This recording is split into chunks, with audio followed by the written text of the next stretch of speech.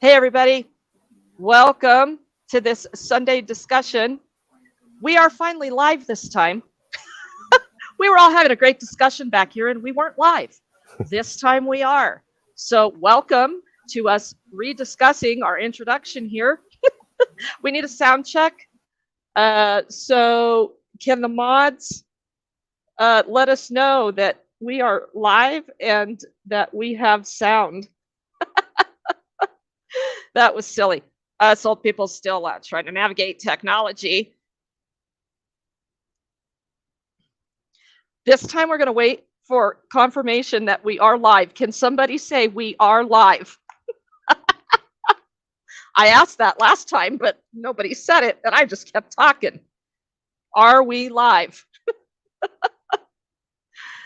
Yeah, I see we have about 30 people in here right now. So yeah, we're live. So anyway, as we were saying, this is a weekly discussion that we're holding on topics around homelessness.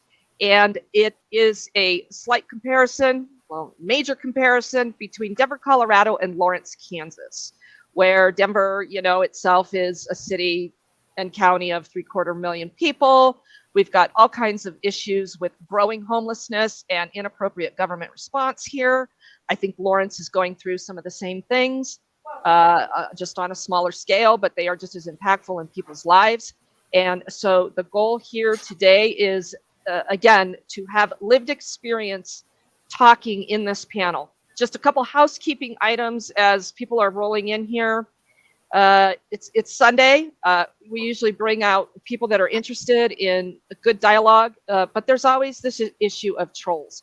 And I want to make it very clear that there is zero tolerance in this chat for disparaging commentary towards homelessness and those that live it. If you are in here to troll, you will get no warning. You will be blocked forever. Do not come back. We welcome robust conversation if you are genuine, but we won't put up with any disparaging BS. So that's your warning. That's our housekeeping warning. We have mods in full control here today. If you don't like how it's being modded, don't hijack the chat in that. Just leave and come back another day. This is a very controlled discussion, so it stays on topic and doesn't get hijacked. So on the Denver side today, we have Mariana, and she is a gem, lived experience, pretty much knows our shelter system like the back of her hand. She volunteers her time for an organization called HAND, which is House Keys Action Network Denver, and they are a phenomenal group of volunteers that all have lived experience. And we're going to hear from her on the Denver side. That's my introduction. I want to turn this over to Michael, and so he can do his introductions as well. Thank you, everybody, for taking the time to be here on Sunday. This talk will not last any longer than 2 hours, and we will be on a strict schedule. Yeah, and on this side, it's Lawrence represented. We got the two Jens that are having some technical difficulty, and they're getting logged in. That's Jen Woolsey, our former homeless programs coordinator, who is a social worker, and then Camp Mom Jen Adams, who has been living the dream out there for more than a year or longer than that. I'm not even exactly sure how long she's been out there. And here we have also below me is Tron Turner. I think you're going to get some good insights from him with his lived experience as well. And I'm looking forward to hearing what he has to say here today. Michael, tell us a little bit, give us some background about how Lawrence is handling forced shelter, if you will. Well, forced shelter? Not much is forced around here. That's one thing. The only thing that's forced around here is the city way. The shelter situation, we have a Lawrence community shelter that has 25 overnight beds and 25 full-time beds and 100 overnight. The difficulty there is they're in a funding struggle. And I think that's the same with shelters everywhere. They're in a constant funding struggle. But one of the dynamics that's happening here is we have a city that's trying to get involved in the business of managing homeless. And they seem to be putting themselves in competition with shelter funding. And we think that's a dangerous thing to do. As far as the tents and things like this, they have the sanctioned site and the unsanctioned camping that goes on. The sanctioned site is a very small population of the homeless that we have here in Lawrence, and I think that's representative of how the camp is run a lot. What's your homeless population in Lawrence? We just had some counts actually come out from January, and I'll ask Jen Woolsey to chime in and help us with that, because I believe we had, Jen, 92 that they claimed unsheltered, and then 286 or 386 that were sheltered.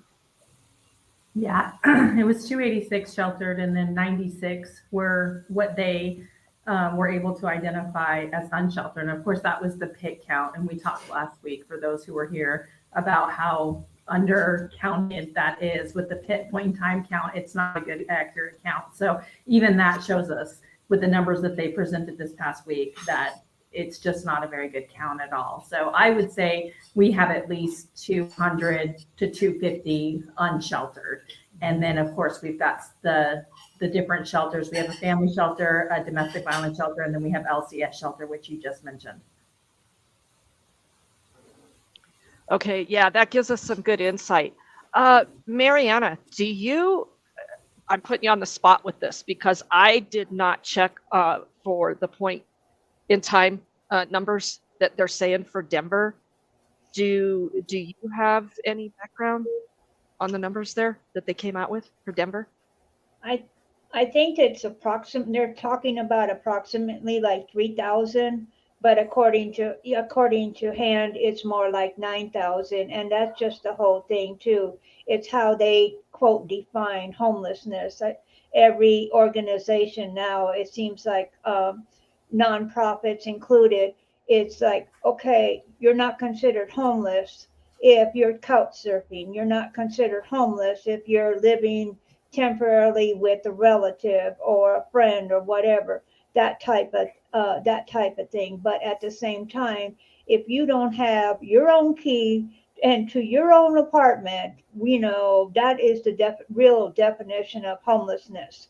But the point in time is an archaic, fucked up, good for nothing government, thing that, okay, we go out one night and we take it most of the time the doggone coldest night of the week. And then, these are the numbers, fuck all that. That's, why don't they turn around and tell the activists? Why don't the advocates? Why don't they even ask the people that are living there?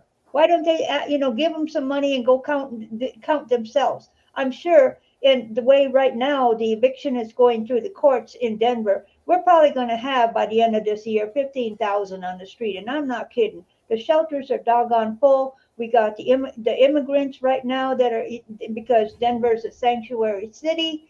We have them living homeless on the street and at Auraria campus. And where's all the doggone millions of dollars that that is supposed to be going just for them, going? And the same thing with the shelter system. It's like it's completely full, and I would consider it fire hazard. Let me tell you what. Mariana is at city council pretty much weekly. She walks up to that microphone and lays it out. She knows her stuff. I have so much respect for this woman, from her lived experience to her continued advocacy. She's it. I'm telling you, she's it.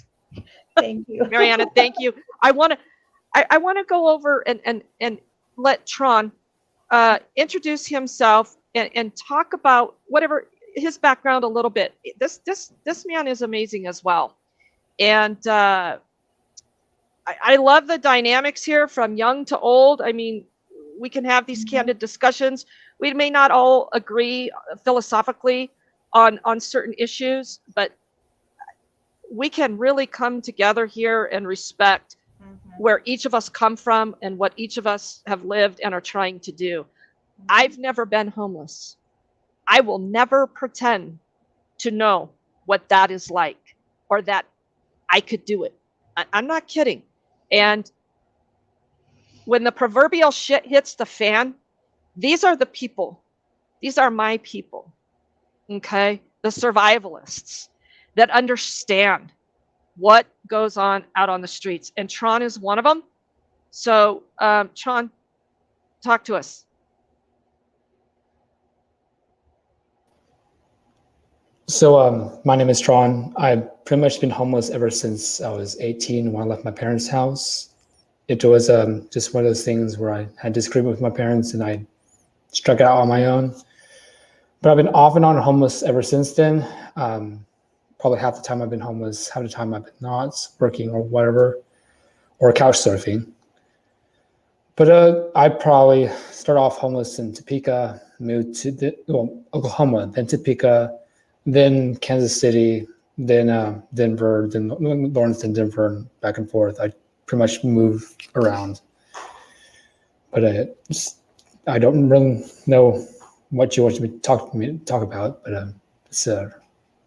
No, we were talking earlier, Tron, and you've really done some pretty amazing stuff for yourself. And you're about to go take a job and live in another shelter. Yes. Talk to us about that. So I've chosen to move back to Kansas City for the job of Amazon. And I've tried this method several times. I've done it successfully in Kansas City before in the past. I attempted because Amazon was only hiring seasonal. I switched over to Denver, and that's the reason why I was in Denver. I was going to attempt the process again in Denver, but was kind of unsuccessful because location-wise, bus system-wise, schedule-wise, it seems like even if you get into a shelter, it's pretty much what location you're at that determines your outcome. In what, as far as accessibility to things, what brought you here to Denver, and then why did you leave, and where did you stay when you were here? So I went to Denver because I knew Amazon was an easy job to get to. It's pretty much guaranteed you're going to get hired as long as your background check goes through, your drug test is good. They don't care about weed or anything like that. So they're hiring full time in Denver, and that's where I get all my health benefits, my education benefits. I can apply for that higher position as full time, get my job back, and all that. But they're just hiring full time down there temporarily. So I moved there, tried to attempt it because they weren't in the Kansas City area. They're just hiring seasonal. That's why I was in Denver, to get that full time position.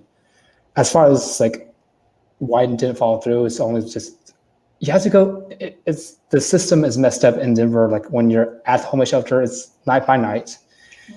Unless you get into their permanent shelter, which very little push to get you out, and people will stay there for years.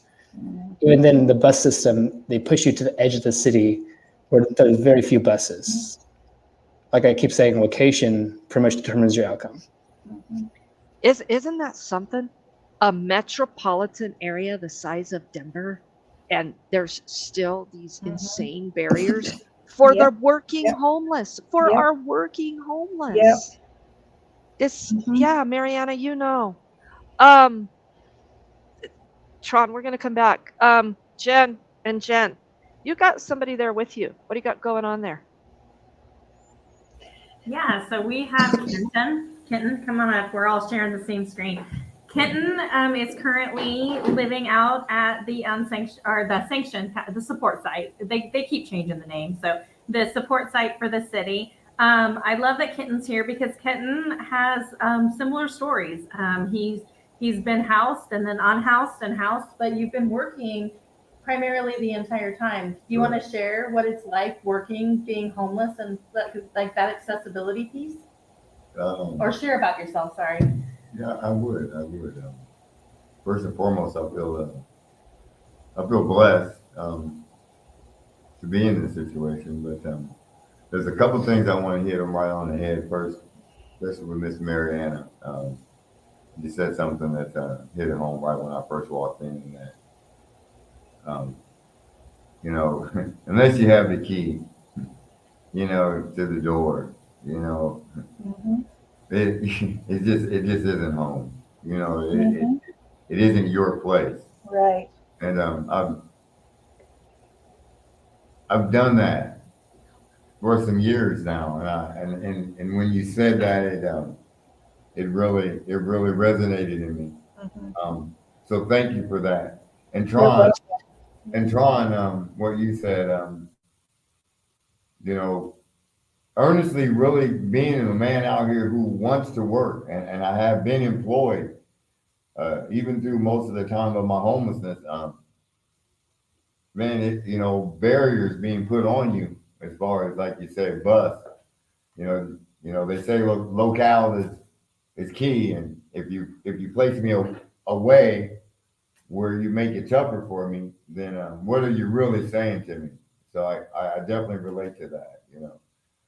I tell you what's really divine here is I didn't know where the website was from. My first stint of homelessness was in Denver.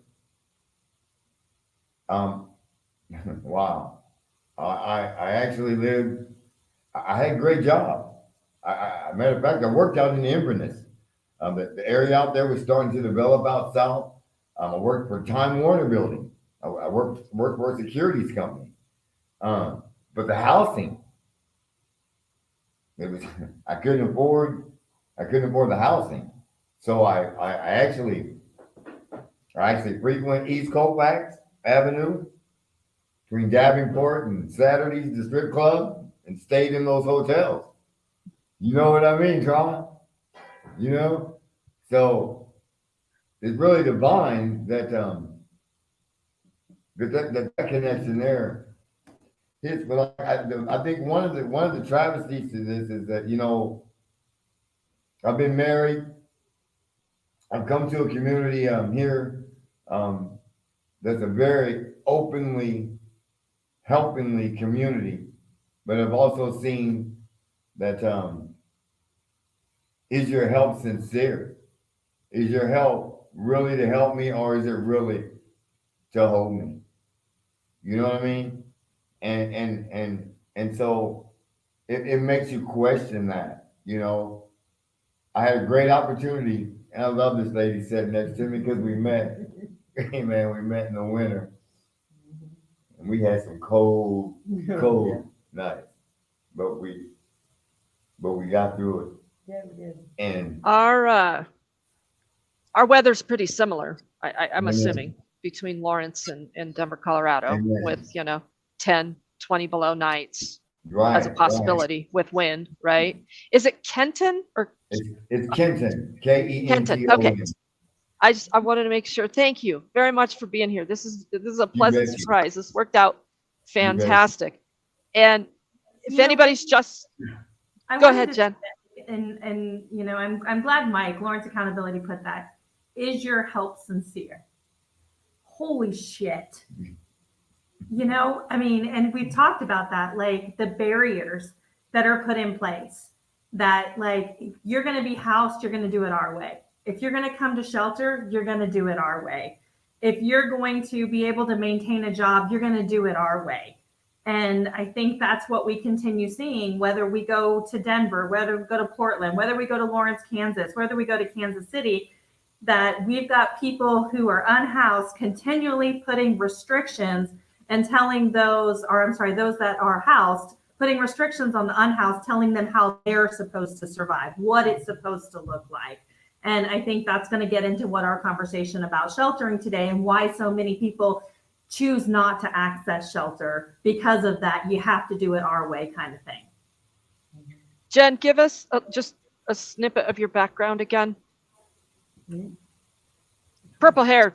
Oh, okay. So snippet, I've been working, I'm a master social worker. I've been working in homelessness for about 5 to 6, 7 years. It's kind of there. And I was working for the city of Lawrence for about 7 months as their homeless programs coordinator. And I left the city due to some very harmful things that the city was doing to this population. They sent me out to build the trust, and then they came in and pushed it all away because the city came in and said, you're going to do it our way. And it was just very harmful. And we were out there during the winter freezing our butts off. I could go home. I don't deny the fact that I'm not homeless and I go home.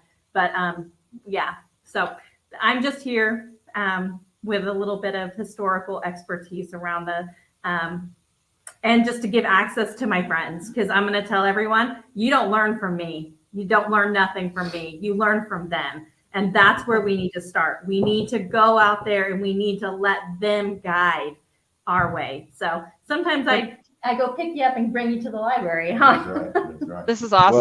Well, I Miss want to interject here real quick Go and ahead. say that Jen is the only person I've ever seen quit her job and still keep doing the job.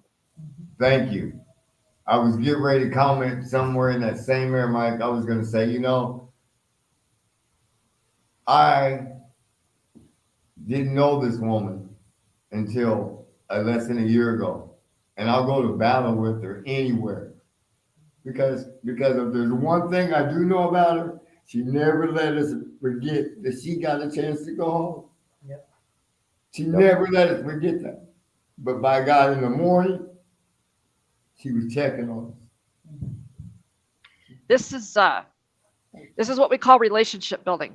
This is what society has just thrown in the trash and decided that the homeless population are a nuisance.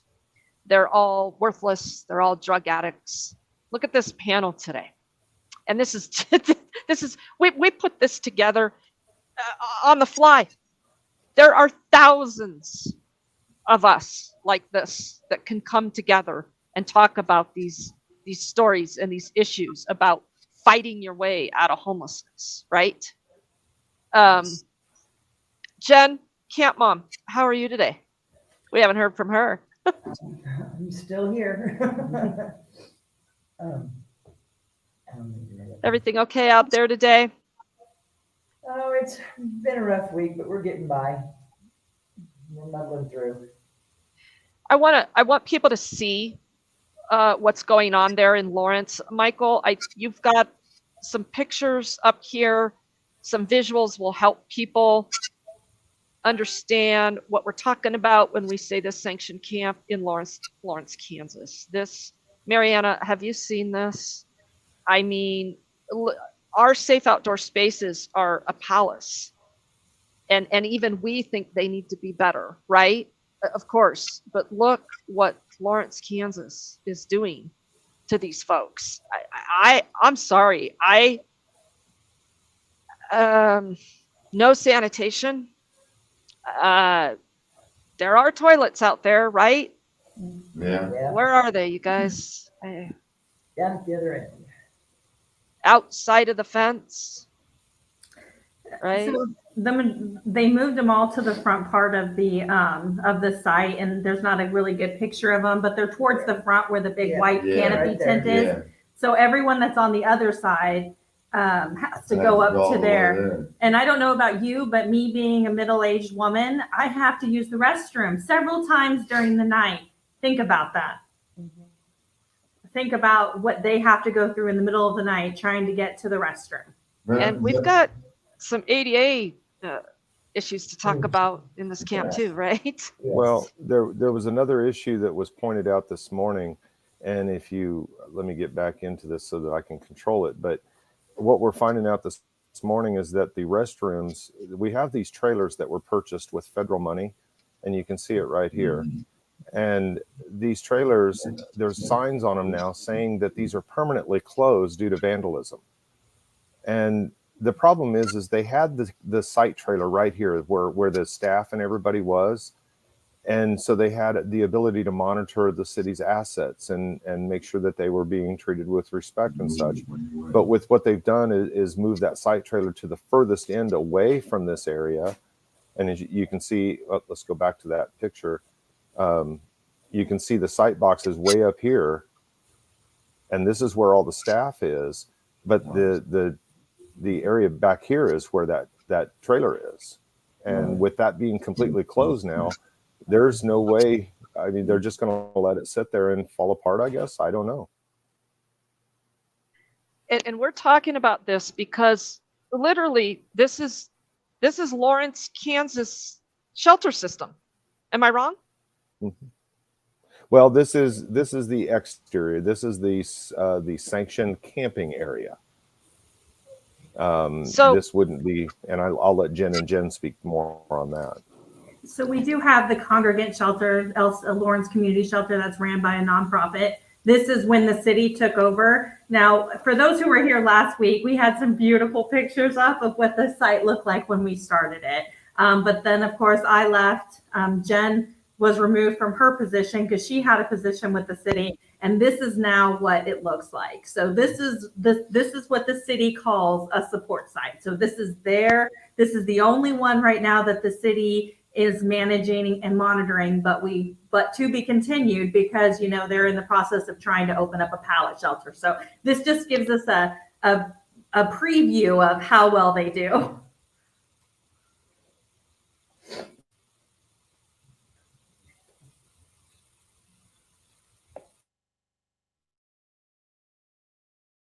And I wanted to remind everyone, it was asked last week about Jen. Jen lives, this is the little side of the road that we talked about. I don't know if Mike can point that, but that's the side of the road. The Jen lives on the other side, but everybody was kind of wondering why folks don't want to move to the city ran support site. So this is what would be considered, like Regan said about Denver's safe outdoor space. This is the city's safe outdoor space, but this is why she doesn't want to move to this. Exactly.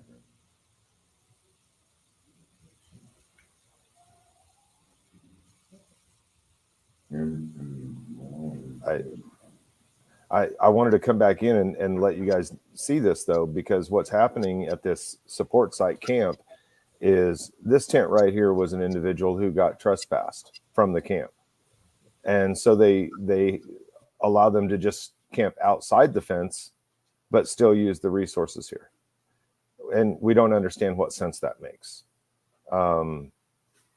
Yeah, I've got much more on that. Mike, just for a correction, she actually isn't allowed to leave. She's allowed to get water, but once they get trespassed off that, and the reason why they're camping on the outside is because that's still within the ordinance where they're allowed to, but once they get trespassed, they cannot actually access any of the support sites. So they're not allowed to use the restroom. They're not allowed to go in.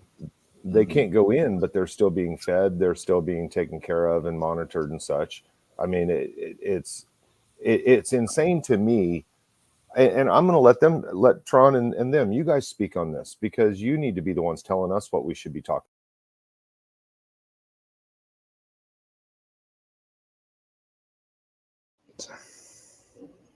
So you're cutting out. Should I speak? Go ahead, Tron. Okay, so the rules of the sanctioned campsite are very depends on which staff is working, whether or not they follow the city rules or not. Depends on who they're dealing with. For example, pretty sure none of the people from the unsanctioned side are supposed to get the resources, but depending on who it is, they'll let it slide. So the rules are established by the city. Whether or not the rules are being followed and who it pertains to is basically the staff's discretion. Not supposed to be, but that's how it pretty much works.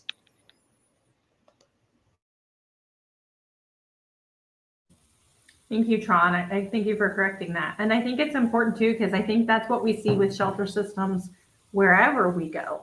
Whether or not it's Denver, whether or not, again, I've been through many different shelters throughout the United States. And a lot of times what we're seeing is that inconsistency. And we're already talking about a group of folks who are living in survival and inconsistency and in the elements. And so then we turn around and we offer them support. But again, that support that we're offering is going to be very inconsistent based upon who the staff is, based upon what kind of day the staff is having that day. And I think that when we ask people why they don't want to go to shelter, why they don't want to do this, because you hear that all the time. You hear people say, well, they don't want to go to shelter because they don't want to follow the rules. No, they don't want to go to shelter because they don't want to have an inconsistent day on top of everything else they're going through day in, day out, based upon who the staff is. Yeah, can you guys hear me? My headset's kind of giving me fits. So when it dies, I'll switch over. But yeah, so we don't have pictures from the Denver side, but if we did, they wouldn't look like this. I mean, Mariana, I, I mean, what do you think about this It in just Lawrence? breaks my heart. It just looks like, they just putting these people out there to basically die. I mean, you looking at a field, I mean, how many miles, how many, is it to even get quote services from there? It's just like you're rounded up, like cattle. I mean, I wanted to cry just looking at it. It's very traumatic just looking at the picture, let alone it, just thinking about what the people are experiencing. Because, and like Tron said, this is a major issue and what really fucks with your mind like gaslighting. It's like there is no humanity in most of these staff members. It's like, why don't you go be a deputy in a jail because you couldn't get away with the shit that that you do to people as a deputy. Because I worked at Arapahoe County Jail, and you if the inmate did not get treated correctly, okay, there's a kite that they can, there's a piece of paper that they can A system. get, their rights, looked upon. Now, what rights do you have in a shelter? What rights do you have on the street when you're constantly harassed? When now we got that, we got set, we got the police, we got anybody and everybody, and when you talk about outreach, let's address outreach. What the fuck is outreach? And oh, we're doing outreach. The city's doing outreach. Everybody's doing outreach. Yet you can go out to these doggone camps and you don't see nobody. And what are they doing? I see more that they're aggravating the people, like with the set team and stuff, than they're doing anything else. They're trying to break up the camps. They're profiling. They're taking, checking for warrants and stuff. Oh, but the city claims we're not doing any of that. We got outreach. We got good people out there. No, you don't, you motherfuckers. You don't, because the whole thing, when you got the police going, when you got Safe Clean Denver riding along with the police at profiling people, and oh, we're going to work with the businessmen to clean up all these drug addicts with all the needles. And this motherfucker Craig, he's always at city council, he's always talking about, oh, how many needles he had to walk over and stuff and all this bullshit and stuff. You know what? Well, go get your fucking ass self back to Centennial, sit in your little damn mansion, and just let us take care of business. Because most of the people are 60% Let me, of the people are working that are unhoused, whether in a yep. shelter or on the street. Okay, the very few that are using drugs. And I think if I was out there myself, especially when you look at the elderly too, in wheelchairs and walkers and stuff, you have to be hopeless. You have to. I mean, if I was on the street right now and somebody gave me fentanyl, I'll say, yeah, let me just go ahead and overdose, because what the fuck? Nobody cares. Nobody Yeah, cares. you see, You're not listened to. so Mariana, when she's referring to the set team here in Denver, Colorado, that's our street enforcement Yeah. team. This was Denver's idea of removing police from interactions with the homeless community and giving other people power to go out and enforce certain ordinances against the homeless only. Yeah. Yeah, we've got some crazy type of enforcement stuff going on out here. We have people in wheelchairs out here. We have elderly, handicapped. We have it all. And when she's referring to Safe and Clean Denver, that's a nonprofit that's formed. Essentially, I think their goal is to take down advocates, so they can have unfettered access to the homeless with the business community for more use of force through Denver. And she's right about outreach and claims to getting people into shelter. Mariana, talk to us about our shelter system. Name the shelters that you know, what you know about, just a tad bit about each one, men, women, what's going on in the Denver system. Well, I'll start off with myself. Almost 12 years ago, I came to Denver from Mesa, Arizona. I came here in July of 12, almost 12 years ago. Well, it's 12 years now. Um, because I wanted to find out, okay, I'm going to, as far as licensure and everything else. So I did all the paperwork, I did everything. So my license was supposed to, have come in the mail to Mesa. Well, it never did. So I moved here September 4th on Labor Day. And within 3 months, I was in the shelter system. I'm an LPN, a licensed practical nurse at the time. And it, living in a motel, even though I'm getting mail in that motel, does not constitute an address here in Denver. But it's really interesting that in 3 months, all my money, which was like 3,500, was running out. And so I went down to Denver Human Services and got referred to, what I call the un-Samaritan house, because a Samaritan is a beautiful person. It has a heart, has kindness, has compassion. Samaritan house doesn't. My first night that I was there, bed bugs. I never experienced bed bugs at all. I was working rotating shifts at Arapahoe County jail. On top of that, you have 8 hours per week of chores. So, other words, slave labor to keep the shelter. They don't have to hire janitors and housekeepers. They got they got their own shelter people to do that. Then,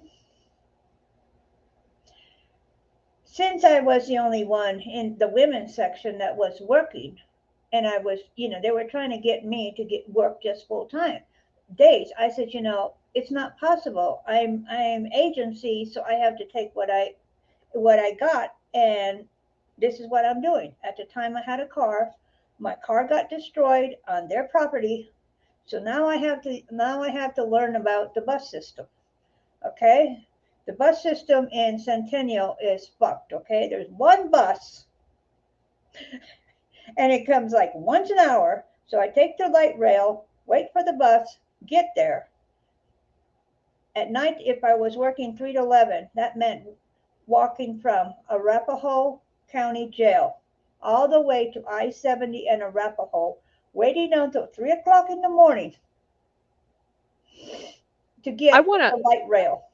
I want to hone in on this a little bit, because this has a lot of effect about how you can access shelter and get out of shelter. You guys, we are a major metropolitan city with suburbs that are only divided by streets. Our transportation system Yeah. is the very worst in the country, and the most expensive and the most inefficient public transportation system, I believe. I mean, I've seen a lot of transportation systems in the country, and Denver's.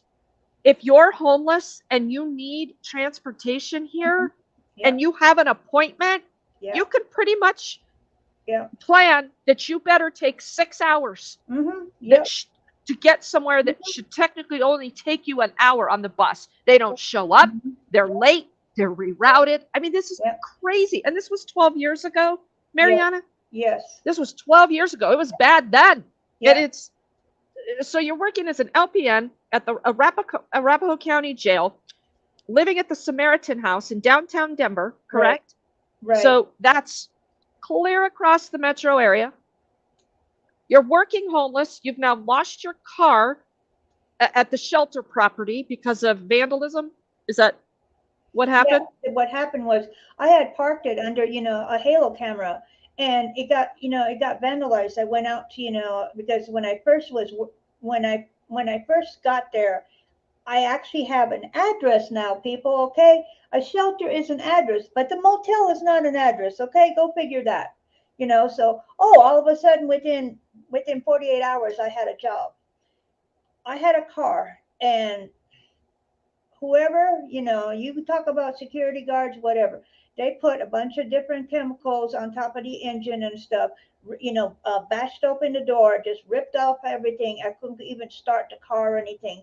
And then on top of that, security is telling me, well, you need to get the car off the property. And I'm just like, hey, I don't even know Denver. Okay, you guys, I'm from Arizona. I don't know anything. So, I looked in the back of the Westward and I saw about junk cards. So, a card that was worth at least about 4,500, got junked for $50 just to get it off the property.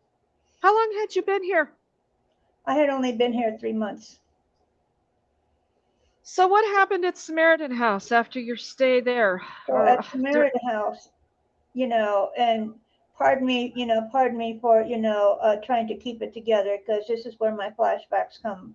I got PTSD from this experience.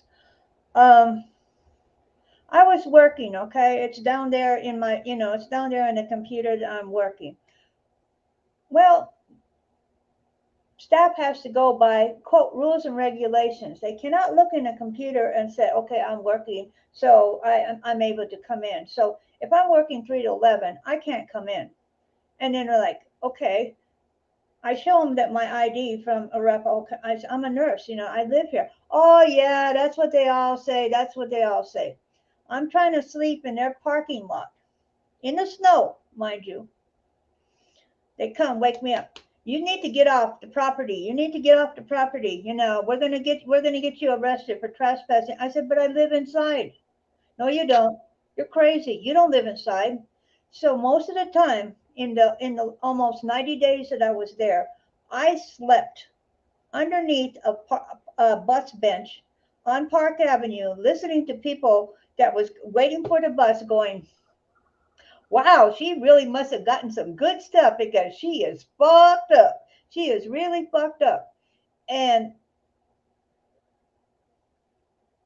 when it came to quote case management, the first day that I met with the quote case manager, she says, well, you got to look for housing. Okay, thank you.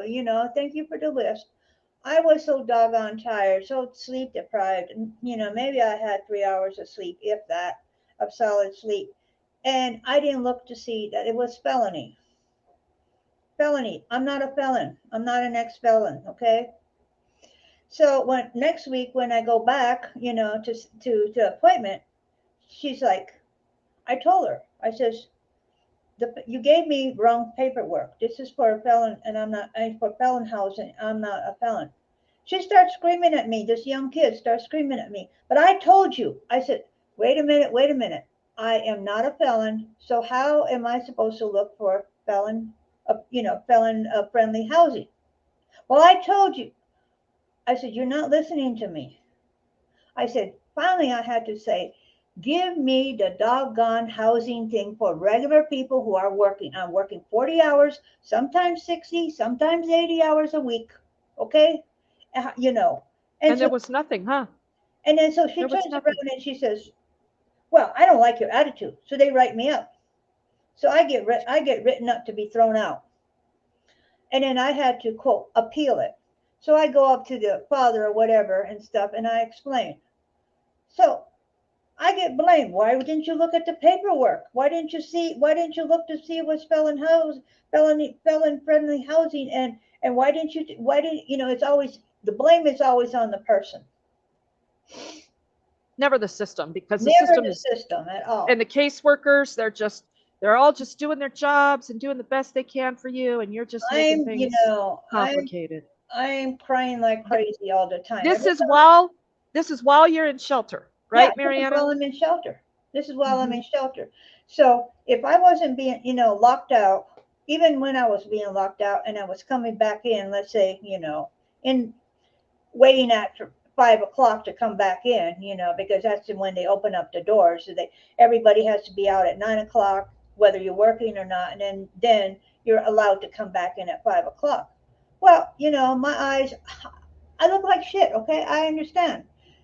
Oh, you need to go get drug tested. You got male security guards, drug testing you with the door propped Mandatory open. mandatory drug testing in Yeah, for shelter? me, for me, because I was crying, had red eyes, had all quote the signs and symptoms, So are even you though they knew that I was working. are you saying that 12 years ago at Samaritan House, the shelter system, if you were on drugs, you couldn't access shelter? No, you can access shelter. If you if you tested positive, you were thrown out. What's going on now? What's going on nowadays, Mariana? Oh boy, oh boy. Now they're gotten to be, especially at the 48th Street shelter, the men's shelter, and the female shelter. There is so much drugs there that they don't know what to do with the people, so they just allow Drug them to do use it inside? inside. Inside. My daughter's at the 48th Street women's shelter, and she said the bathrooms smell like the whole place smells like fentanyl half the time. And staff just like, well, if you don't like it, just go ahead and leave, type of bullshit. Man was using, I think it was fentanyl at the male shelter about a year ago. I know that they kicked him out. They DNR'd him. Do not DNR? return. And he came back and actually stabbed the security guard to death.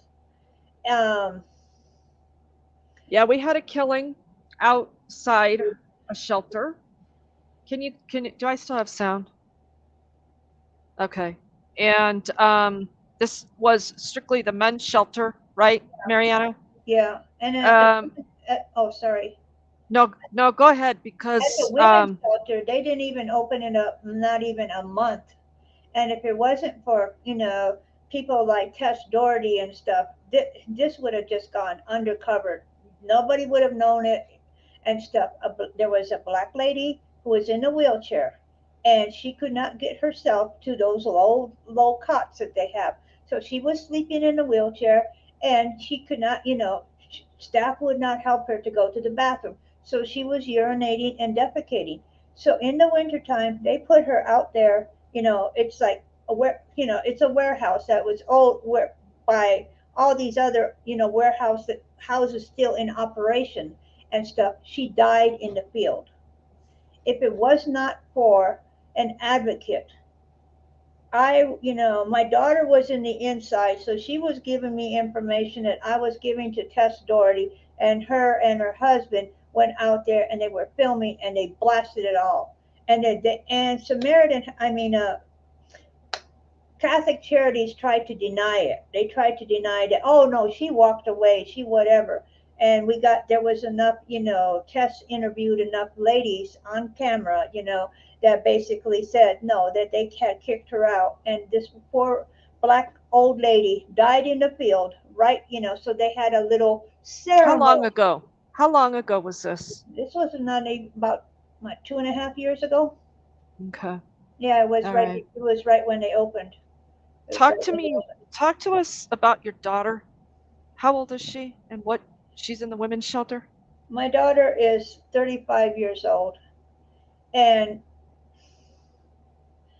this isn't the first time that she was homeless. I think once you've been homeless, you have, mental health issues where you just cannot, you just don't trust people. And so this time that she became homeless again, it was, you sign a lease here in Denver for X amount of dollars, per month for your rent. And then they have this fucked up law that says, oh, well, we can raise your rent $300.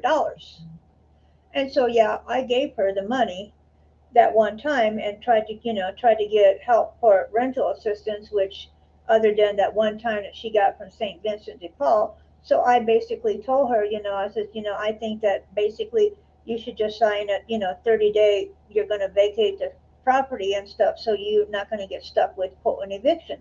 So she did that. Never once in this 2.5 years has she ever been approached by somebody, one of the shelter, people saying, do you want to be case managed? Do you need to be case managed? What's going on? She's very quiet. She's really into herself. And I think because of all the noise and stuff, she has just she's completely shut down. So are you saying she's literally trapped Hmm. in shelter Yeah, indefinitely yeah. And, in congregate shelter, in a correct? congregate shelter. And, before I was trying to get her into a non congregate shelter, but because she is not, in that roadway, but because she wasn't, it's not LGBTQIA, and she, transgender or whatever, she couldn't go in there, even though. Yeah. So Talk there, to Mariana. Those are some serious barriers hmm with these, all these, they're literally labels yes, of, on people that deserve housing over others, right? right. And this is happening in the shelter system itself, would you say? Oh, totally, totally. Unless you're able to be really proactive and know what you want and know how to navigate the bullshit. And that's what I said, call bullshit, because it is bullshit. Where You are are, we at with shelter numbers? Do you know, Mariana? well, I mean, we're full.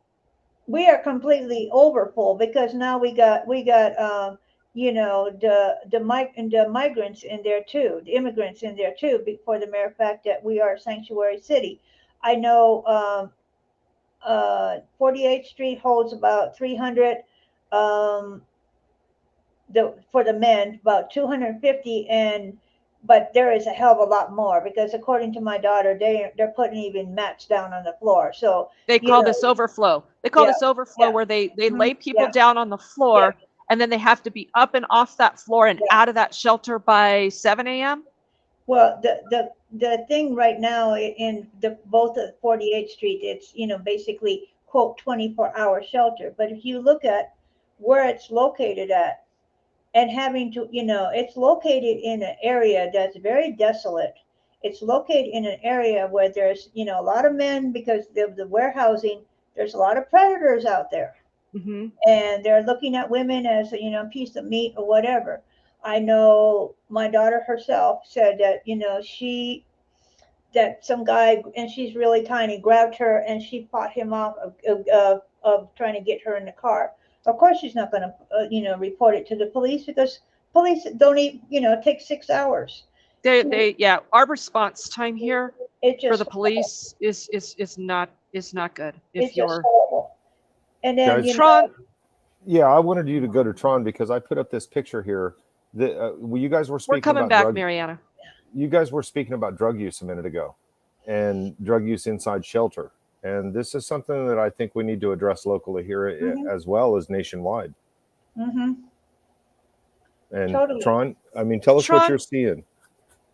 hold on. Before you get into that, Tron, were those some of your experiences when you came to Denver? Did you notice some of these things going on in our shelter system? Was it intimidating? Was safety an issue? Sanitation, bed bugs, things like that? Oops. I'll try to answer as best as I can. I didn't hear everything you said, but I think I got the gist. You guys are cutting out just a little bit. But I didn't really experience very many bed bugs. Basically, from what I heard from other people, was there was this other shelter system that was one of the alternative shelters you could go to. I believe it was the Samaritan. I'm not quite sure, but it was run by some other organization or church group, whoever. But that's the one that everyone said was falling apart and had bed bugs. And pretty much Denver Rescue the Mission? main shelter system would push. Not quite sure, but the Denver Rescue Mission, the people in the Denver Rescue Mission said you would be pushed to the other shelter if you did get along with the Denver Rescue Mission. And the other shelter is the one that has the bed bugs and all that and was falling apart and said hazard. People actually got housing faster by claiming that that other shelter was uninhabitable. And as far as the Denver Rescue Mission, drug issue is both a problem in Denver as well as Lawrence. Yeah, they'll smoke it up in the bathroom on a nightly basis. You complain and tell them to cut it out. The guards will come by and tell them, I smell some stuff. I know what you guys are doing. Stop or you'll be thrown out. If other people yell at people for smoking it, because the stuff is the blues, can get contact high. You smell it. It smells like burning asphalt. You get lightheaded when you're smelling it. But yeah, if you complain about it, you're the one causing problems and you'll be kicked out for making an issue. And the men would choose to go to the shelters that didn't search your bags versus the ones that did search your bags. And that is, yeah, pretty much the issue in Okay, Denver. Reagan, we're gonna have to lose Kenton in a minute, but I think that he had something to share because I think that we're hitting something around the drug use. And I think it's important for us to understand that we're not putting the message out that everyone who's homeless is using drugs. You know, we're not saying that all means, but I think that he would like to maybe share his shelter experience during the time that he was using. Go ahead. I mean, once again, I want to say, that, I've been in situations, in clean time, homelessness, and I've been in situations in used time. And I think that, you know, homelessness doesn't necessarily say I'm a drug addict, and I experienced homelessness over this last period through a separation. Clean at the time, smoked a little marijuana, a little recreational drug, but all for cocaine, and even some of the restrictions and some of the barriers that were asked of me and put in front of me just in being in a shelter, like, for example, like was there one over in Topeka, Kansas, and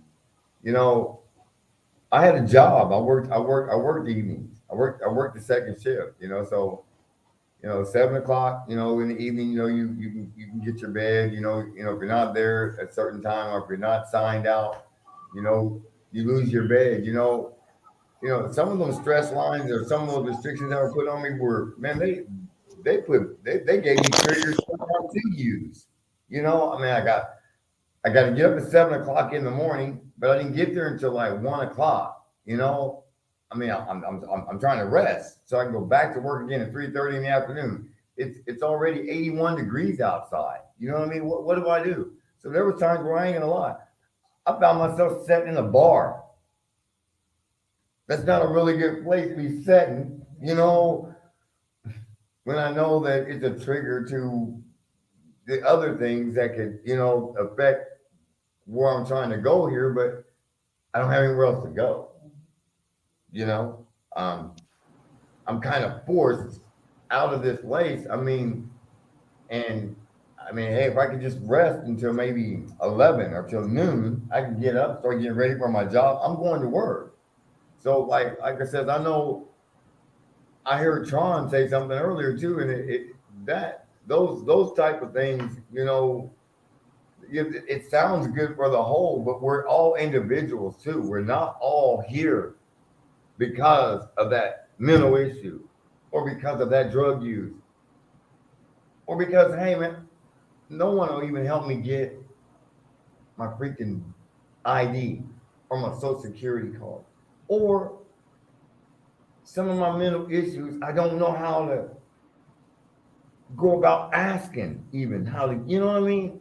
So there's a makeup and a variety of so many different issues, but I found out even in the midst of that, there were a lot of times being caught up in the system or feeling like I was caught up in the system, like I've signed this contract to or have to be this particular way at this place. Hey man, I'm just trying to get to work so I can try to work on getting out of this place. And you're making it just as hard for me to get out of this place. By in a sense, I felt like nickel and diming me. You put me to work. I have a job, but I still got X amount of hours I have to work here. I'm not saying that I don't appreciate it, but I'm saying, some of those things bring about issues, anger, different triggers. They even put me more in situations where I was like, you know what, man, I might as well just go get high. You know what I mean? Because hell, at least if I get high, if I lose a job or if I'll just start all over. I'll just, So I feel like, sometimes these shelters, like I say, are you really, really here to help me? Kenton, can I ask you, when you were talking about sitting in a bar? Yeah. I totally get it. Was that during your time here in Denver? You know what? It wasn't actually in Denver, but you know, downtown, right there on the other side of the east side, there's a laundromat. I Kansas guess City? I Or guess I guess that'd be West Denver. oh, so Might yeah, not go back. Yeah, yeah. okay. You know, I lay back there behind in there on the box with on the dryer, and like I mean, I really hadn't even had anticipations that day to even use, And and the and shelter system. and I and, mean, and, and I remember hearing. Well, I remember hearing guys selling about half a block down the street, and I would end up, you know, having a relapse because I didn't really want to go back to the shelter because I was going to get ostracized there. You know what I mean? So it was like, well, I might as well just go ahead and get the high, go get the ostracization, and then I guess I'll just start all over again. did you find You know? yourself just a little more comfortable just being out on the streets? Well, yeah, well, because I felt like, well, if I could just get my stuff somewhere, you know, then at least I can bounce back and forth there. And like I said, like Miss Marianne said, you know, that's shithole too, because then I mean, you really don't have no place to stay. You know, like Tron said, yeah, I'm just couch surfing again. And you know, if I'm couch surfing at your house and you guys are having a meth party, sorry, I'm just giving a scenario here, and that's not even my drug. That's not even what I want to do. But because I'm just out here because I don't really have what they're saying that I can have in there. I'm more apt to probably what? You know what I mean? I'm just being Shelter, real. shelter's supposed to be this stepping stone and this gateway into a Yeah, more permanent solution. And we find so often that it's keeping people down, and offering you absolutely no way up, only down. And the fact that all of you working individuals aren't finding your way out of shelter, what's going on there? hey, I'm not. I work. I'm not. I'm gonna tell you Housing something. affordability, right? There's another thing that's going on out here too, and I got a place. These guys will tell you. Man, I was blessed. I got a place. Then I left the 1st of January. And I was gone for 4 months, and I paid $525 a month for a place, right? And it was a 1 bedroom shared living space, landlord type situation. They had a blessing.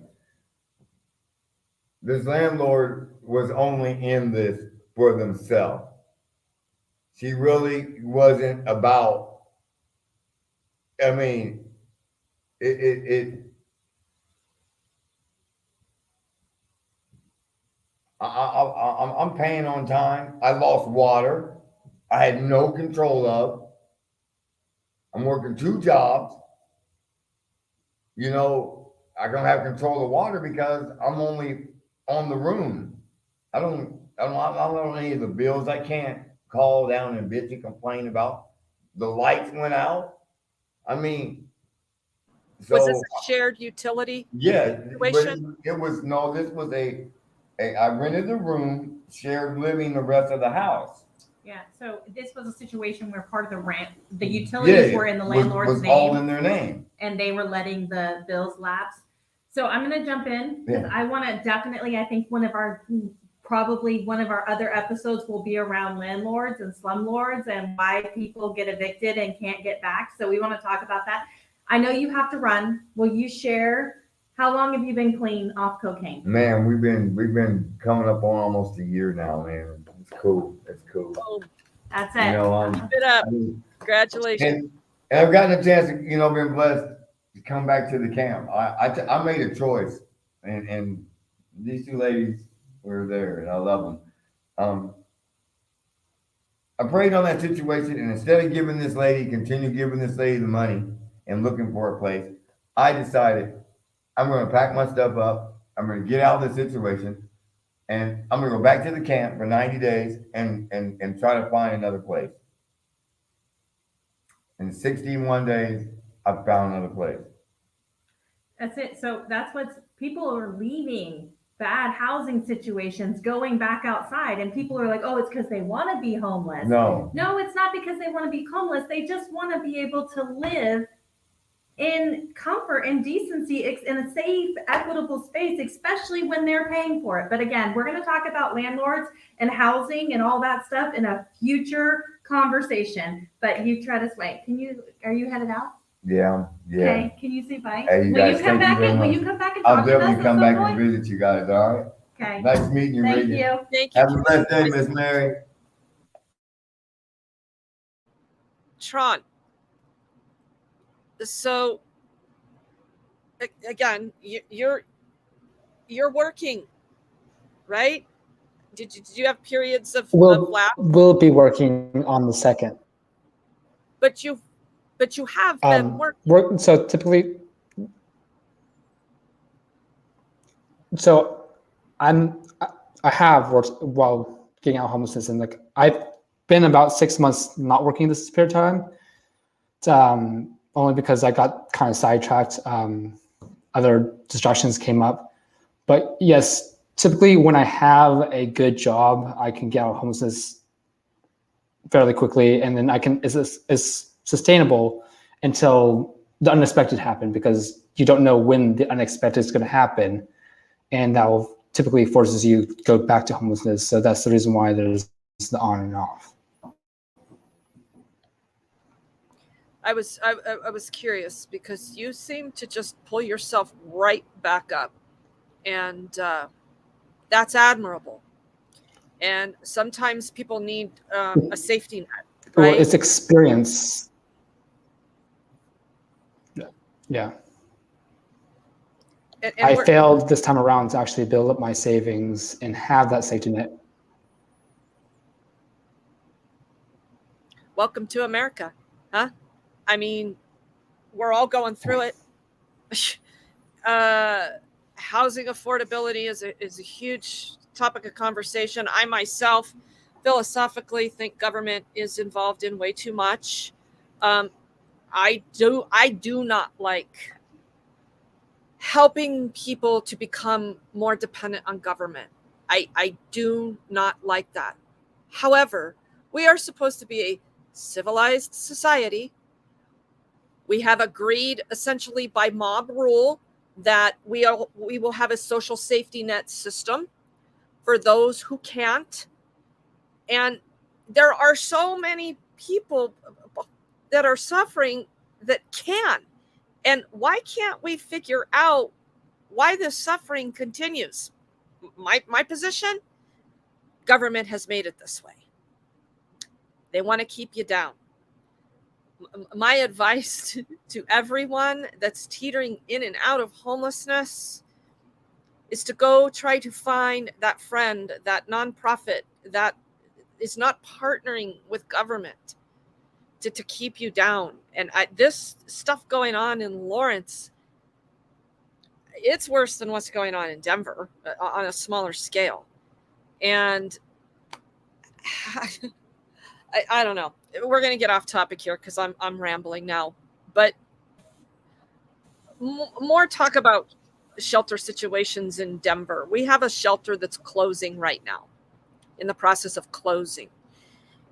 I don't know how it is that government thinks they can open these places, fill them full of people, and then all of a sudden, oh, we didn't tell you about this part, but we only leased with this motel because it's a shithole. And during COVID, they certainly weren't going to get any business. So the city, this is what happened. They went to these motels and said, oh, we want a contract with you, and we're going to put all these folks in your motel. And then when COVID is over, they didn't tell them that, right? But they said, at the end of this deal, we're going to remodel your motel for you. So we've been in several situations like that here in Denver, and one of them is called the Roadway Shelter, and it was specifically for women. And Mariana touched on this one. It was supposed to be a safe haven during COVID for domestic violence, people that were fleeing domestic violence, single women, LGBTQ, some of that. But we got into some issue with that particular shelter. And look, this isn't my position on how you live your life. It's not for me to tell you how to live your life. But when you start victimizing other people because of how you're living your life, and I'm not talking just being on public property, I'm talking real victimization. No victim, no crime. But when you've got a position in this motel where you're telling people that they can say they're anything or anyone and identifying as, and you start filling up this motel with a bunch of men and sharing rooms with women that aren't on that same spectrum of this LGBTQ model. So we got in a situation with this shelter where people were being assaulted. Now you can imagine the magnitude of the kind of assaults that would take place in an environment like that. I had one particular woman, and I went to go find her to get her on here today. I couldn't find her. She went into this shelter during COVID, and I got her in there. I didn't know what was going on, but she called me one night. She was being assaulted. I said, you've got to get help. I can't get there right now. We've got to call 911. Why did you call me? You got to call 911. And she's screaming. And I hear this active assault going on in this room. I said, get out of that room right now. And I had one phone with me. I usually carry two for reasons like that sometimes, but I had to hang up on her and call 911. I said, hey, the cops have got to get over there. This woman is being assaulted at this shelter. Well, guess what?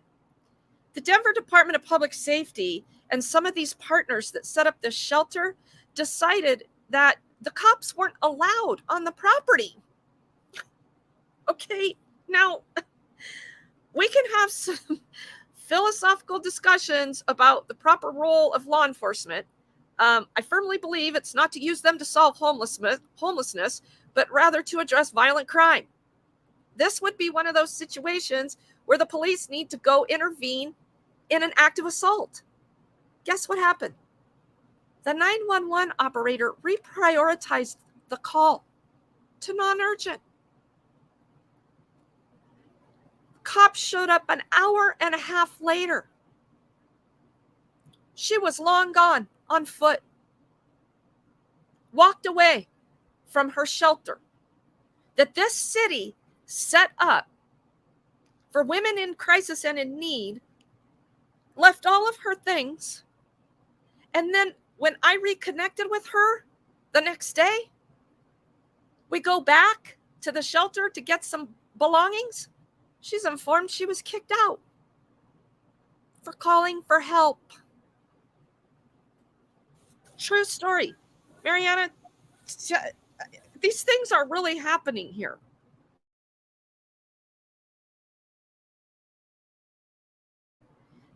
We have women Yeah. in these shelters and they're supposedly safe. Well, I can tell you about my personal experience. So, instead of doing chores every single day because I was working, I got permission to do chores usually on Saturday or Sunday, which I usually was off on those days. I can actually say I was so doggone blessed um, with the agency that I worked for, that I said I'm having transportation difficulties on the weekend. So, I would rather do a double shift during the week than during the weekend. And it worked out. So I was, scrubbing the table in the lunchroom. And this guy who he kept on asking me for sex. He was like, hey, we can go to a motel, I'll do you and stuff. We'll have fun, blah, blah, blah. And I'm just like, dude, I'm not interested, okay? I'm here to get my shit together and get the fuck out of here. And that's it, right? And so, one of those that can't take no for an answer. He reached up and grabbed my breast. Right on, and there's a camera. So I run downstairs, and here, I'm 56 years old. I run downstairs and I tell the guards, I said, hey, go look at the camera. I just got assaulted and I'm calling the police. Oh, both of them. Oh no, you're not calling the police. We don't allow policemen in here. If you decide you want to make a police report, you're going to get kicked out. And I go, well, I was just sexually assaulted. That is a crime on this property. And we're going back and forth, back and forth. And finally, they came to the conclusion, ma'am, do you realize that he just came from Sterling? He's an ex-felon, and he's bringing top dollar to Samaritan House. So I said, I fucking don't count. I fucking don't count. It's okay that the crime was committed, and I said, and nothing's going to be done. I said, that's okay. I said, you don't have to throw me out. I said, tomorrow morning, I'll pack my shit. I don't know where the fuck I'm going, but I am getting the hell out of here. I was close to the 90 days where I was supposedly supposed to get, a voucher and permanent housing, but, it didn't happen that way. This is this is still the narrative, people. This, for the audience, this is still the narrative in these shelters. People are getting sexually assaulted all the time. You go report it if you want it to the staff. It's basically, DNR, get out, get out. So basically, you're re-victimized constantly, and you feel like, I still feel I have, I've been housed now, what, 8 years. I still feel like I'm unsafe. I constantly check my locks in my deadbolt. I don't feel safe. Mariana, were you 56 at the time that was happening in the shelter? Yeah. So Regan, I want to talk about something that I heard that's really important, because the hotel programs, that was across the country, right? Mm-hmm. COVID money came and everybody was doing the hotel programs, right? And hotel programs were not necessarily a bad idea. It's just like this fact, as far as getting people, I guess under a roof, you can say, it's how they operated them. And that's where, like, even shelters are not a bad idea. It's the way they're operated. And I know that even here, the narrative was they did a hotel, spent a lot of money, and the narrative is now, oh, those people didn't deserve it. We housed them and they didn't deserve it. And it's like, okay, you put a roof over folks' head. What kind of actual support did you provide them? I know even in Kansas City, neighboring, same thing. They got these contracted with these hotels outside of town and then didn't even set up food resources. And so then they're like, why are these people ungrateful? It's like, because they're starving. They are absolutely starving because you didn't meet their basic needs. You didn't continue checking on them. You thought that you put them in this one space all together, shoved them into this area and said, get along and kiss our ass because we did this for you. You're welcome. And when they're like, wait a minute, no, I need to leave, then they are, no, I demand dignified support. Then all of a sudden, you're the bad guy. How dare you? And then you're going to get villainized. And we see that all the time, this deserving and undeserving. We're going to give you shit breadcrumbs and you better kiss our ass and be grateful. And the moment you don't, it's because you want to be homeless and you just don't want to follow the rules. Isn't that messaging? I don't know how we have let government control that. That's why we're doing this today, right? Because we're dispelling this stuff about how they congregate these people and then expect them, to comply.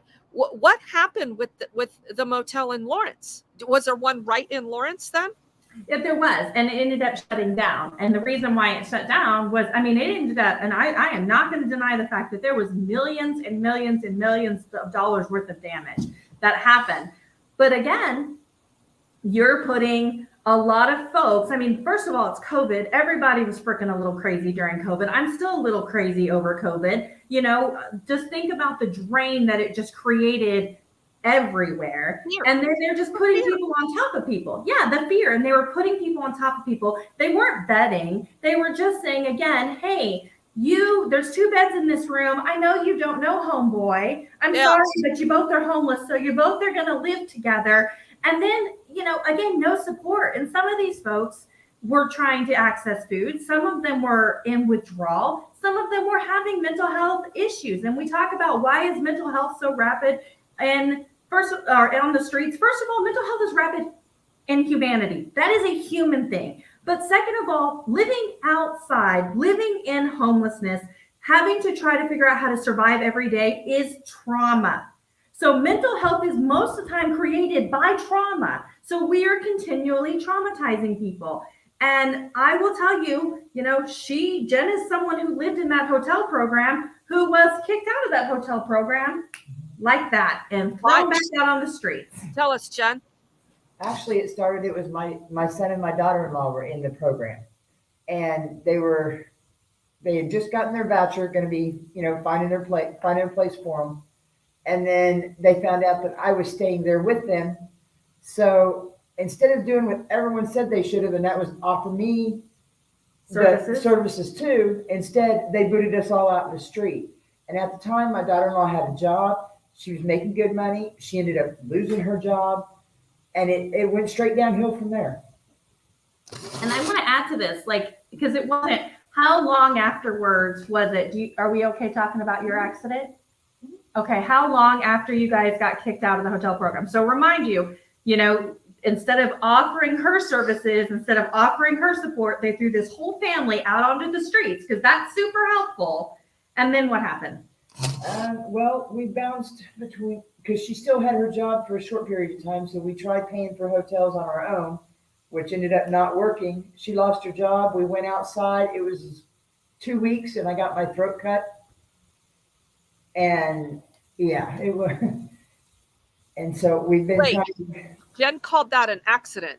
That sounds like attempted murder. What's the difference here? No, it wasn't an accident. I just always was trying to get consent and I didn't use a good word. No, it wasn't an accident at all. It was attempted murder. I mean, she got her throat slit.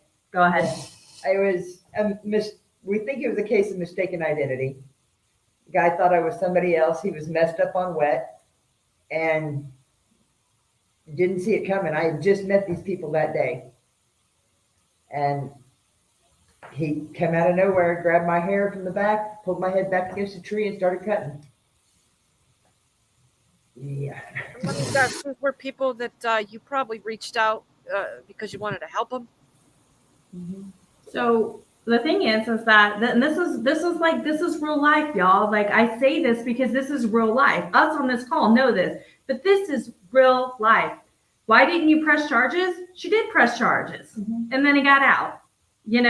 And back out on the streets. But ultimately, it wasn't 911 that was called. I mean, they were called, but they weren't the ones who helped you. Who helped you? Who saved your life? It was more homeless people. It was Noah and his fiance, Ashawn. They saved my life.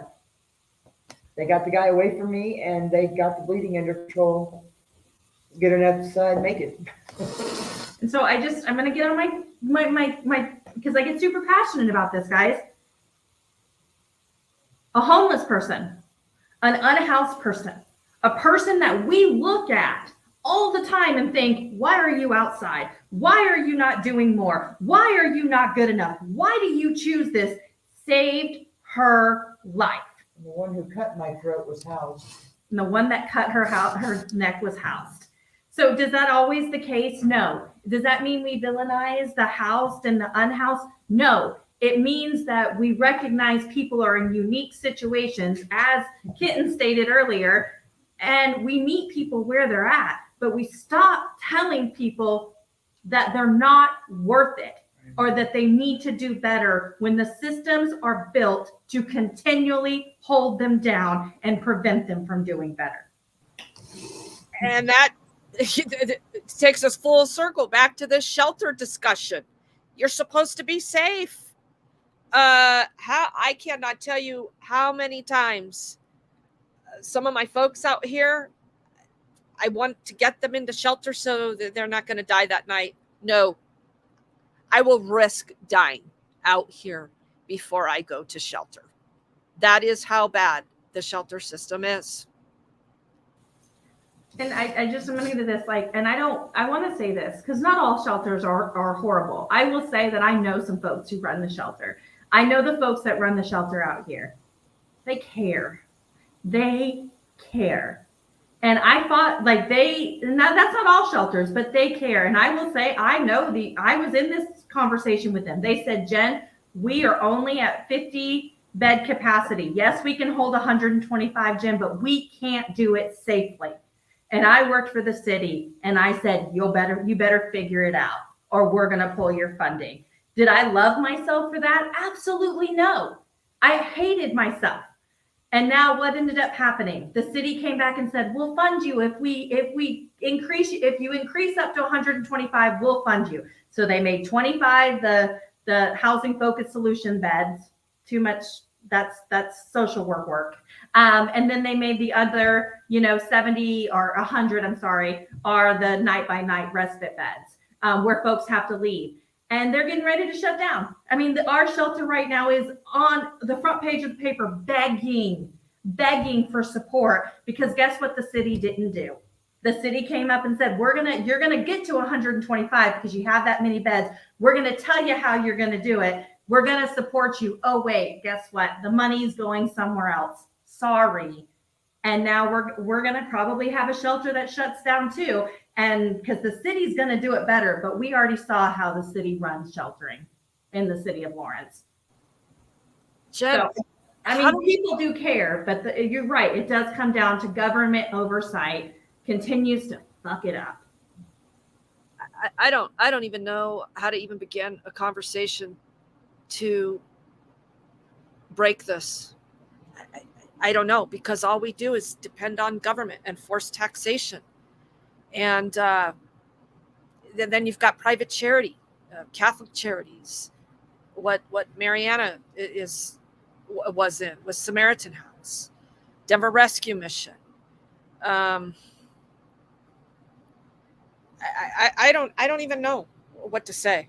I that's why I knew I couldn't speak firsthand about these shelter conditions and situations, because I can't even get people, the most vulnerable people, to go to them. Mariana, I wanted to say one thing there. If anyone has time, there is a place that's called Project 1020. It's in Johnson County, Kansas, and it's ran by Barb McFever. One of these days, we're going to get her on the panel. Okay. She takes no government assistance. And runs a shelter? She's been running a winter shelter in Johnson County, the richest county in Kansas, for, I think this next year will be 8 years. She does it all on donations and she does it out of her own pocket. She is wealthy, don't get me wrong, but she's decided that this is how she's going to do it. And guess what? I've asked people all the time. I've never had one person tell me that they would not go to Project 1020, because their role there is to love your neighbor, and they enter them, or when they enter in, they give them a hug if they're willing to have a hug. They tell them that they're loved, and they give them a warm place to sleep and a warm meal. And Project 1020 is the real deal. They actually sued the city of Lenexa in Johnson County when they told them they had to shut down their shelter. And again, zero government aid. None. Wow. Because Barb McEver, refuses to be told how she is going to love someone. Oh. So one of these days we'll get her on there. But yeah, it can happen. It can happen. And we've seen it happen. It just takes those type of people getting together and the voices that we're adding on this call together to finally say enough is enough. Yeah, thank you, Jen. I love you. You bring this whole thing together. Mariana, you got any good stories on shelter? Good stories on shelter. What's running good for us in Denver? I would say the good things as far as the people that have been in shelters, that know how to, that have learned from other unhoused neighbors and stuff, how to navigate the system.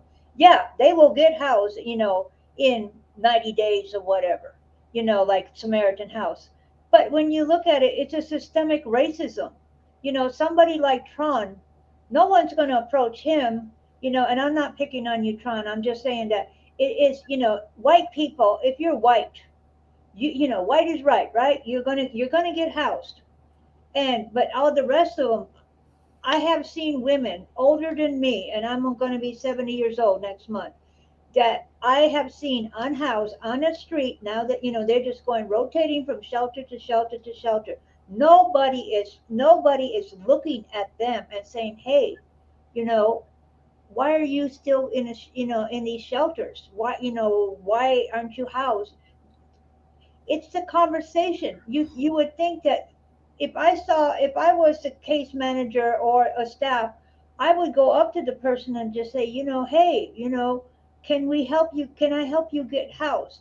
And yes, I think for so many people that have been unhoused for a long time, they've given up hope. Like, right before COVID, when I left Denver Homeless Out Loud, I decided to just make up some flyers and just go around, Colorado Coalition and just like, hey, I want to help you get housed.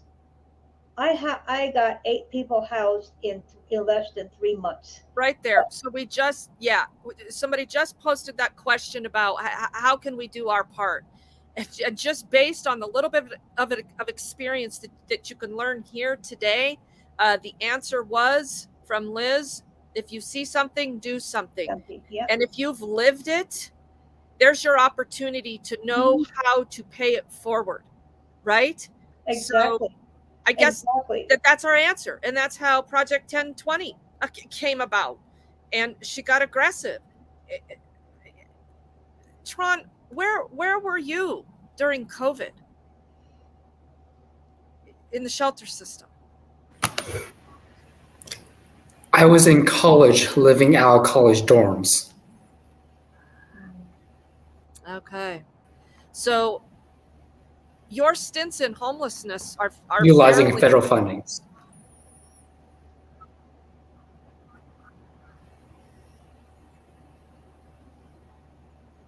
Did you hear my question? Your stints in homelessness are recent, right? No,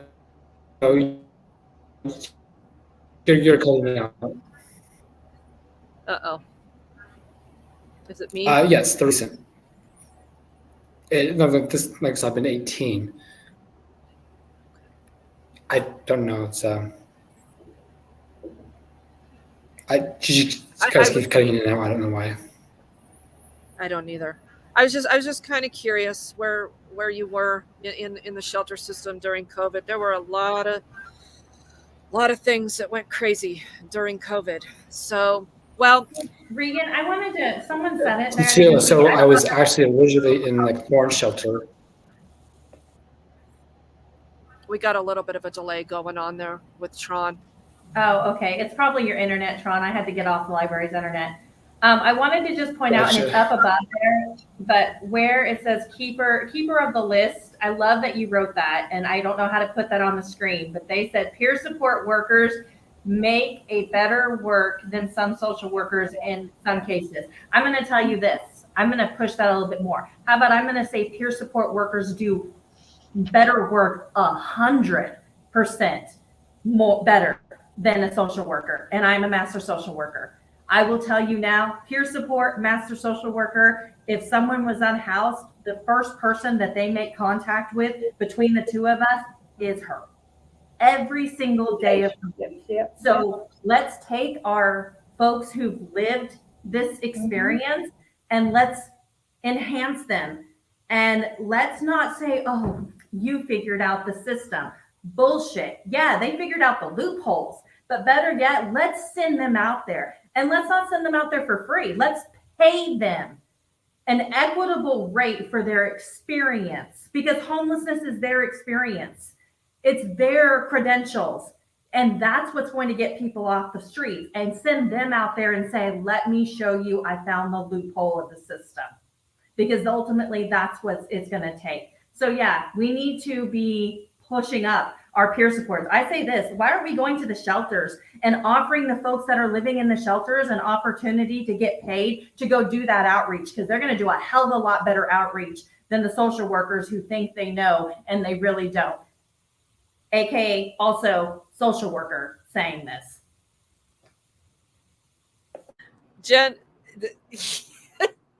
you speak the truth. That's what keeps it real. That's what keeps the discussion honest, and that's what it's about, is the transparency and the honesty of what's really going on in those barriers. I want to ask people that are watching, we've got about 20 minutes, and I kind of want to hear from others what topics you think would be interesting, and if you have any questions for people that have joined us today, or myself or Jen. Kind of involve more of the chat here as we get towards the end. But Jen, I like this panel discussion idea about landlords. How are we gonna get the landlords to confirm that they're in it for the money? Let me pop in here, because there's been some interesting discussions in Lawrence, and I'm not going to speak for the man, but I might have somebody that might be interested in talking to us about this. So let's put that on the back burner. I don't want to out him. I think everybody in Lawrence knows who I'm talking about. And if he's watching, I'm going to want to talk to you about this, because I think we could use your input. And and we want to make it clear, in this panel, we can disagree. Right. And that's why I think I want him here, is because we can get his points of view and maybe educate each other about where he's coming from, about what we're seeing. We have people like Tron and Jen that can talk about their experiences. I think this could be a thing where, I mean, getting people together to talk in these situations is never a bad idea. Yeah, and I want to say, like, all landlords are not bad. I don't want to villainize all landlords. There are some really great, amazing landlords who took a chance on some of my folks, and guess what? Those folks are thriving. And they come back to me and they're like, "Oh my gosh, this person, it was like the best tenant ever." And I'm like, I know. So again, it's not all landlords, but the landlords that are out there that are just slumlords, they need to be identified. And I'm just saying this, like, if the government wants to take control over something, if the need has to be there, can you do me a favor and put more restrictions on the landlord and less restrictions on the unhoused people that are just trying to survive? Or in the very least, make it somewhat of a balance. That's all I'm asking. Mm-hmm. I've got one unique situation that I'm dealing with right now that's taking up most of my time right now on rapid rehousing, right? This is still on the topic of shelter, and it's one of my clients that I've been working with for several years. And we had him in a motel, and the nonprofit was supporting that, as, other service providers are trying to work through his disability and all of this and all of that. And then, COVID hits, and they pluck him in one of the PAR sites, the protective action rooms, during COVID, because he's got a lot of health issues. Well, then they close that site, and then they're scrambling to stick those people somewhere else. Well, they stick him into rapid rehousing on a year program. Well, guess what? That's up in the next 30 days. And this apartment that they put him in, this place is a dump. It's just a dump. And he's like in a dungeon of a basement. It's $1,400 a month. You can't even get Wi-Fi in there. So he has to go outside, climb up his stairs. He can barely do stairs. And the landlord has done nothing but jump his shit for the past 6 months, that he can't even focus on his lease being up in this rapid rehousing program. He's got nowhere to go. She's telling him he's not welcome there. This rapid rehousing program, as a means of shelter, you guys, it is a means right back to the street. I have 30 days to make sure that this man doesn't go back out on the street, while this landlord is bitching at him about having a scooter in front of the garage door that she rents out to another person for $350 a month. They have I'm just like, is this really happening? And we got to call this lady and kiss her ass. Hey, can he just stay there one more month, please, while we try to find some other emergency housing? This stuff is nuts. It's nuts. Yep, and those are federal funds. Those are HUD federal funds that we're using, government funds that, again, we want to put so much restrictions on stuff. Why are you not paying attention to who these landlords are and hold them accountable since they are receiving federal funds? But instead, I was one of those ones who kissed their ass because we were saying, thank you so much for housing our just difficult person. And it's like bullshit.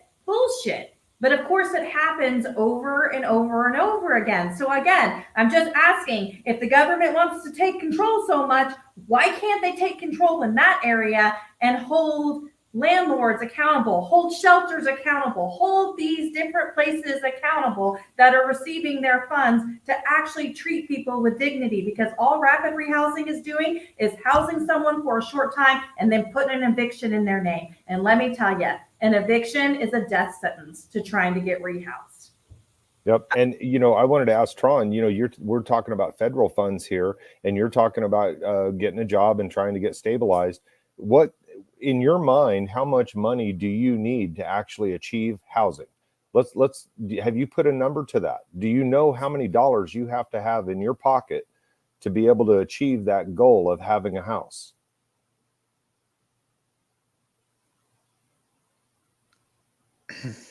Sorry. To achieve that, honestly, it's just a game of like saving up, because my credit score is not great. So if I want actual housing, typically I'll have to like save like at least put down 4 times the actual rent, or pay in like 4 months of rent up hand, and usually the landlord will like cave in and like let you rent, or you have to like go find some co-living place. Put a dollar amount on that. The number is at least a couple thousand. A couple $1,000. Now, how many of us out there can easily save a couple $1,000s? I'd say that's a real low conservative number. I mean, I don't know what rents are doing out there, but it is very low. Yeah, you minimum $5,000 here in Denver. But even trying to save 2,000 though, look at that. I mean, that's a big number for somebody to try to save. Even somebody that has a day-to-day job, between all the bills that you're paying and all the things that you're trying to keep up. How do you save $2,000 or $5,000 to be able to get yourself off the street? And we have the advantages of being in a house and being able to function normally and work within the system, and we're not able to save that money. How are we expecting them to do that?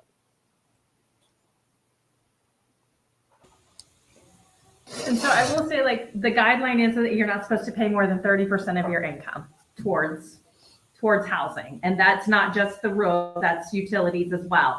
And I will say that we're starting to see, and this is where it gets back to, like, this is not just a group of people who failed. This is us in general. This is every person can fall into this situation.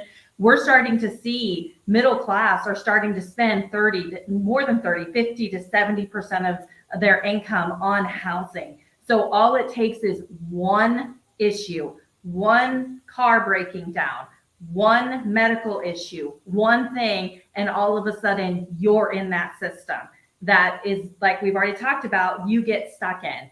And I think that it's important for us to talk about rapid rehousing in one regard. I want to switch back to it real quick if we possibly can, just real quickly, because I think that we also need to understand, I mean, I'm not going to get into the weeds of rapid rehousing. I know rapid rehousing, but I will say that it is a game. And it literally is like agencies take this amount and say, okay, we're going to throw it against the wall at so many clients, and we're going to see who we can get housed, because we need to get this money spent, but we're not going to think about long-term and how to keep people in long-term. And so we talked about in the past, Jen, Camp Mom, she's had a voucher. So what she had was rapid rehousing. And then ultimately the idea was it was going to switch into a voucher after that year, which would be a housing choice voucher or emergency housing voucher. Again, too many homeless social work words. Okay. But I want to tell you what happens to someone when they don't get housed. So Jen, will you tell about what happened and how did you feel about that? Yeah, the voucher. How long have you been told that you have money set aside for you? For about a year now, they've told me that I had at least transitional housing, maybe the rapid rehousing.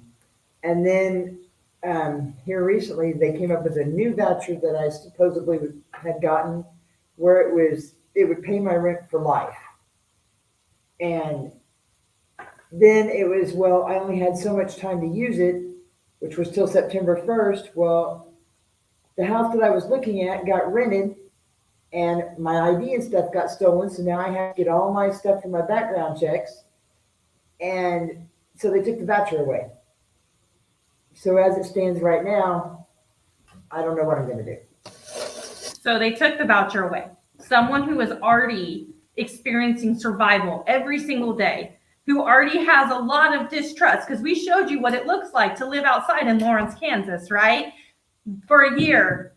Oh, go find a landlord. Go find a landlord. Give me a fucking list. Oh, I don't care if you don't have a phone. I don't care if you don't have transportation. Oh, half those landlords on that list don't even exist anymore, or their number's bad. We need you to jump through all these hoops just to show that you deserve this. And then the moment that you find something and life fucking happens, oh, sorry, that money's not yours anymore. But we still want you to kiss our ass and tell us how great we're doing in this system. Sorry. I'm not going to kiss their ass. Why are we expecting someone who's surviving to kiss their ass? Mariana, so you finally get out of the system. You just got housing. Have you been in that housing for, what'd you say, 8 years? Landlords and stuff, it seems like there's no accountability. I mean, you can write even to the director of HUD, but Ms. Fudge, you get no answers, you get no nothing. I mean, we've gone with it. Right now, we have an issue that I talked about 2 weeks ago at City Council. So we have this man that's 76 years old that is just exposing himself, defecating any place he feels like it, urinating in the community room and stuff. And according to the property manager, well, if you want me to do something about it, you need to get a police report. Okay. I waited 2 years because, it's re-traumatizing to have anything to do with the police. It's re-traumatizing that I basically, after I left the shelter and was in a boarding home, a SRO, single room occupancy, renting a room, I went to pay my rent and I got raped. Are you safe now? No, I'm really not. I'm not. Therese Howard Woodhand is helping me get a lawyer. So because there's 9 people that supposedly there's a detective on the case. Well, detective, Presto does not even answer calls, no emails, no nothing. He's escalating more and more. Last Sunday he went and lunged at me and he's a big man. He's like probably 450 pounds, about 6'7" and stuff. And a small partially blind man basically blocked him. Was I going to call the cops when I waited 7 hours for the cops just to make the report the first time? No, I'm not. Mariana, are you, so you're in a housing situation that you cannot move out of? Why? Well, I can move now. The company Selden is saying under the victim, violence against Women's Act that I can move out and break the lease. But then it's like, where am I going to go? The 48th Street shelter? So you really don't have you don't have basically right now until I speak with the attorney and see about like why don't they I keep hearing. I heard from the detective, well, it's going to be a long, drawn-out case because we had to find out whether, he is capable of standing trial, blah, blah, blah, all this, cognitive stuff. Well, how about a 72-hour hold? Well, I don't Tomorrow want to I get got too this deep into that. regulatory. I, what I'm trying to understand is once you got into this and it's permanent housing, right? Yeah, permanent Where housing, you're at. subsidized housing. But the conditions of living here in the 8 years, I would say, have taken a toll on my mental and physical health, and a lot of other people too. We've had suicides in this building right now since January. We've had 3, fentanyl overdoses. We have, So a you lot don't of people. have the luxury. You don't have the luxury of No. using this voucher or whatever you're on to say, hey, this isn't working for me. No. You don't have that luxury. No, the whole thing is that, yeah, I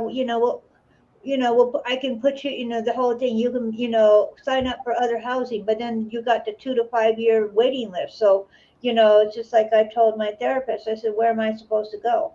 What choice do I have? Go back to, go to 48th Street Shelter and start this fucking shit all over again? Because there's no accountability to the landlord. So, us in hand, we're right now, we're looking at another situation too at Lowry, where a gentleman that's that's in a wheelchair and everything else is trapped in a situation where the elevator hardly works, and he's stuck in his apartment. We've got. These are Sorry to interrupt. Sorry to interrupt, Mariana. We've got about 5 minutes. I'm very strict on us not going over this time, so we're respectful of everyone's time. I want to thank every one of you for being here today. I mean, this discussion, it's necessary.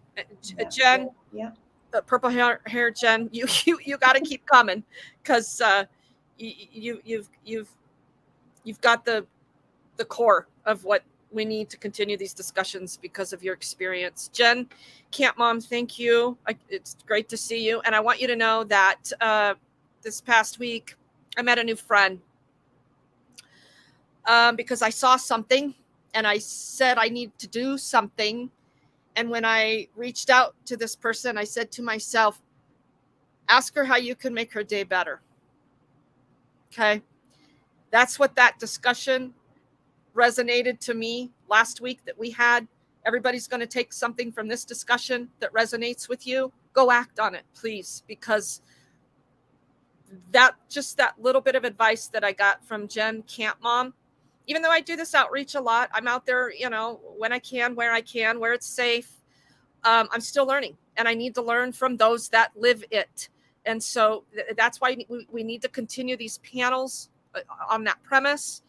And this is a great thing.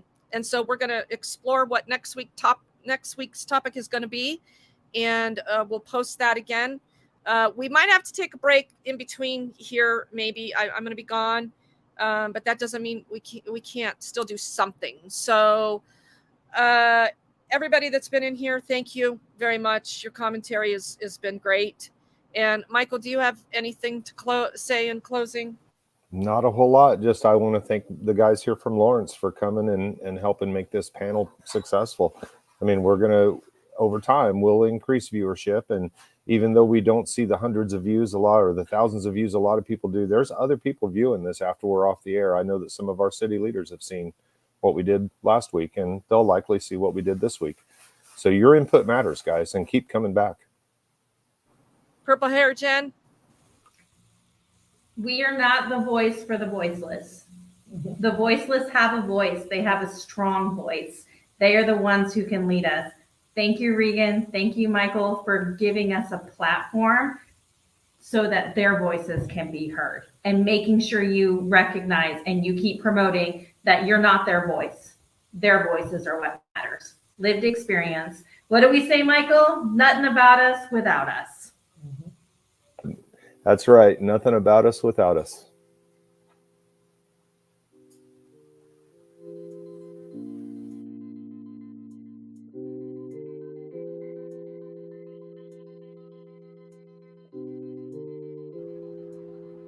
Oops. I want to just try this little music thing. Can you hear it?